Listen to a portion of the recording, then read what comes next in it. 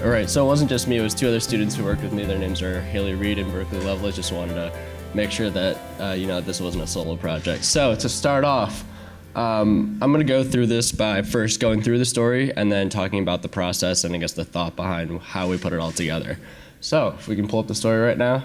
Great, so this is the first part of our story. When we first were approached with the story, it was presented to us as a full-on VR project. So I don't know if you saw or went to the presentation yesterday that had the people from Riot and Dan Archer's group in there. But originally it was presented as this full-blown VR story. We wanted it to be completely immersive, but once we started doing a lot more research on the subway itself, we realized that in order to present the entire complexity of a construction project like this, we needed to kind of break it down and break it into different elements so that by fully making it an immersive experience, we wouldn't be able to fully tell the entire story of the construction. So to start it off, we made this 360 video of walking down from street level down to the subway. Welcome to the construction site. Okay, this doesn't, a lot of these elements are kind of finicky right now. Avenue subway. We are traveling. But anyway, this doesn't work so well in this browser, but it works really well in Chrome and Firefox. To the feature So- site, the 8. We can stop that one. So anyway, this will take you from the street level all the way down to the platform where it eventually...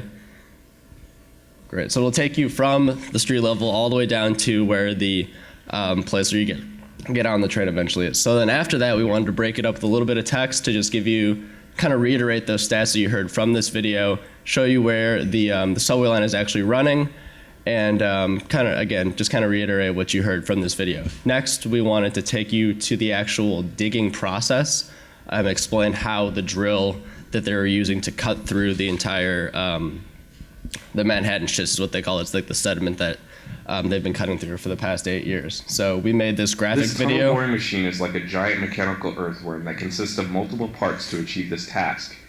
The technique used to drill from station to station is known as a horizontal directional drilling, or as some people call it, mole drilling. Mole drilling consists of a small hole initially being drilled forward. If we could stop it. Great. So when we were making this video, we were thinking that because the complexities of the drill are so complicated, if you were to put someone in a headset like a Samsung VR or something, it'd be way too distracting to actually look at all these pieces moving and trying to listen to what it takes to, I guess, drill through the sediment.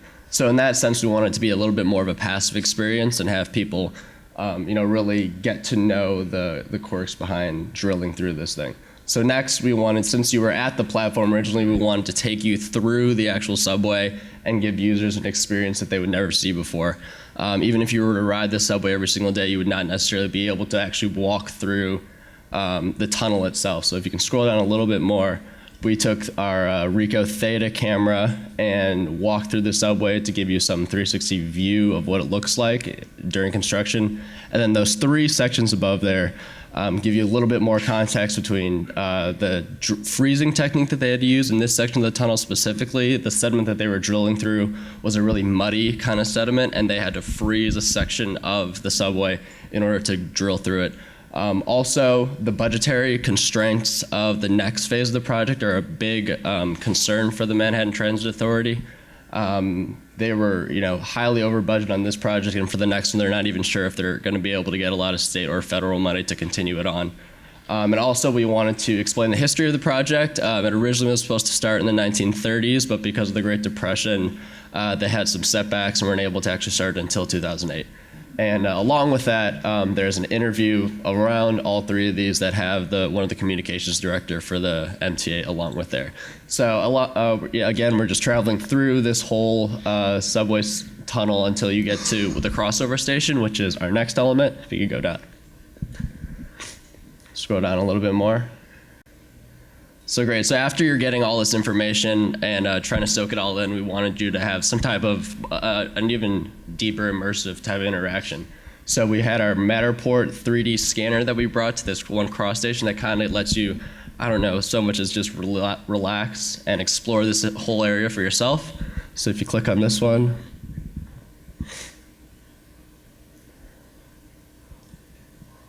might take a little bit to load.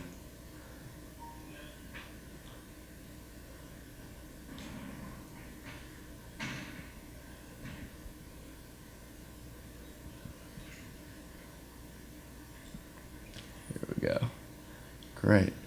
So this is where we eventually stopped. This is about, I'd say, 7 or 8 blocks past where you eventually went down into the tunnel. And if you click around this area, you can look around and everything, and physically, it kind of feels like you're walking around this area, but if you click certain sections of the area, you can walk around in there. It's not working too well right now. Anyway, so this is kind of just to break up the whole speed of the entire thing, all the information you're getting. It's kind of one way to just completely, walk around the area and really experience it for yourself. So the next process of the story is to take you above ground and help you empathize with the people who live in the area, and to give you a perspective of what their life is like every single day. Not only trying to get around it, but also trying to conduct business around the entire area. So we used a StorySphere to help bring those people who live around the subway to this project. This one also is a broken link as well. I promise it works really well in Firefox and Chrome. Anyway, so you guys can check that out.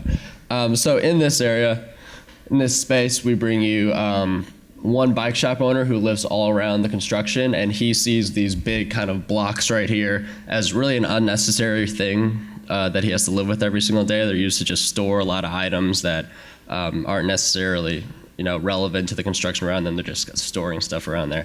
And then we also brought you these 2 ladies who own this whiskey and wine shop. And this final video here is to show these different apps that they're using to help connect all the stores around 2nd Avenue. Allegedly December, but nobody ever actually knows. Local businesses like Kennedy's have come together to keep their businesses afloat. They've Great. developed a smartphone app that is... So that's the entire story.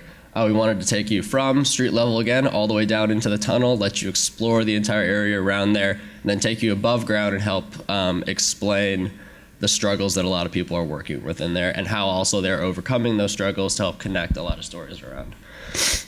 So again, about the process of this story, took about 4 months to do overall, but we only had 5 days to actually report on the entire thing in New York. We were using the AP's newsroom in Manhattan as our home base, and also met with the Google News Lab to help pitch this story and help that StorySphere there we were able to make that by going to Google, asking them to use some of their embed codes from the street views and then put them together so that it's not just one image, but it's 2 blocks, I guess, of the street level that you can go and just walk through and look around actually at what you're seeing and listening to those store owners talk about their difficulties.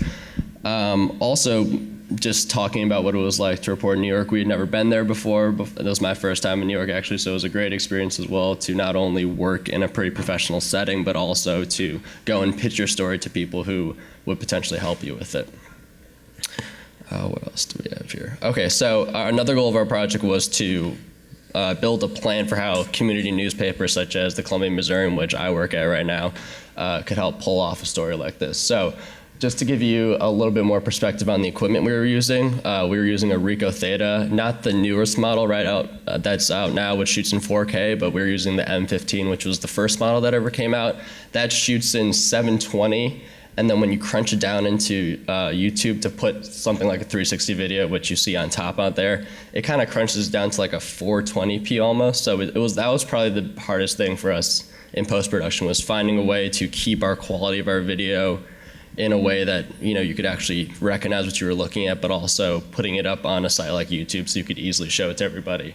So the Theta models, they cost about $300 to $350, depending on how much you wanted to spend. And then, for that Matterport 3D scanner, that costs about $5,000, and then it's a $90 a month subscription to the actual editing service. So that's a pretty expensive tool in itself.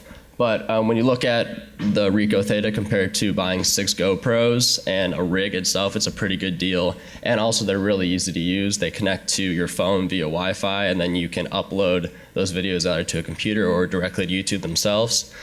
So we wanted people to know in a community newsroom setting that if you wanted to do stories like this, first of all, you have to realize that you can't just shoot anything like this in 360 or VR. You have to know specifically that the type of setting you're in and that those visuals have to be the main part of the story. So like when you're walking through these kind of corridors of the subway station, we know that nobody, even if you ride the subway every single day, will be able to see those places. You won't ever see the crossover station. So that's what we wanted to give people. And overall, yeah, we're really excited to help show you guys everything. I think it turned out pretty well. And also, if you want to visit the entire store, you can just Google AP Interactives / Second Avenue Subway, and you should see it up there. But yeah, thank you very much.